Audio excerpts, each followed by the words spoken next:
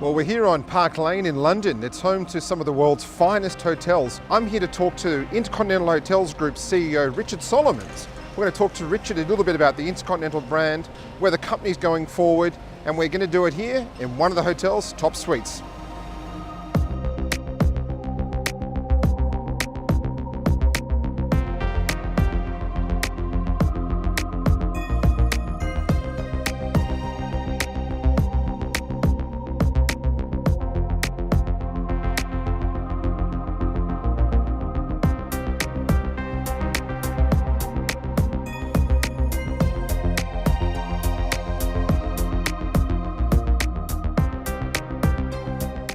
Obviously, from a business travel perspective as well, Intercon's a great business travel brand, as Crown Plaza is as well. And how do you see Intercon going forward? Would you like to build the collection up quite quickly, or is it more of a very careful about what deals you're doing with the brand?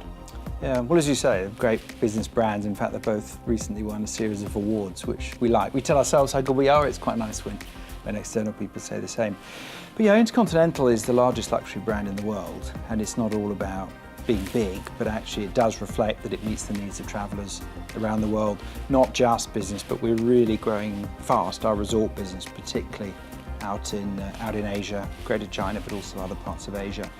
So we have about 180 odd hotels open, about 50 or 60 in the pipeline, and I think that's a real good growth profile there for us. And as I say, I think the brand really delivers. You know, it is of its local market, but it delivers to this global traveller, and we talk about it being in the know, and it works well. So we're pleased, and the global luxury market does continue to grow. And I think for all the reasons we know, demographics, industrialisation of some of the Eastern markets and so on, it's a ripe area for growth. And your two youngest brands are gaining a lot of traction at the moment. Indigo continues to grow for you, and even you've just done a deal for the first even hotels outside the US, 10 to 15 or so coming down to Australia. But it's very exciting for those two brands, isn't it? It is. And again, I think the industry, we have a lot of brands in the industry. You and I were talking about that earlier on. But a brand does have to stand for something. In a competitive world, there's a lot of hotels out there, there's a lot of new brands.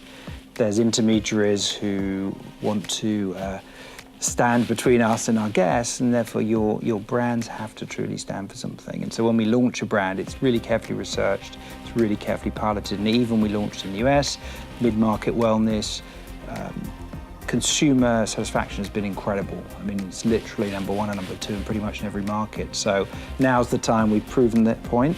We can launch it in Australia, we can grow it faster in the US.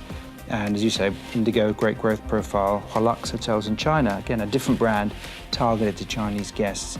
That's really, really great acceptance from consumers. So these things do take time, but there comes a tipping point, and we're starting to see that on those brands. Fantastic, great to hear, and thank you so much for your time today, Richard. Pleasure.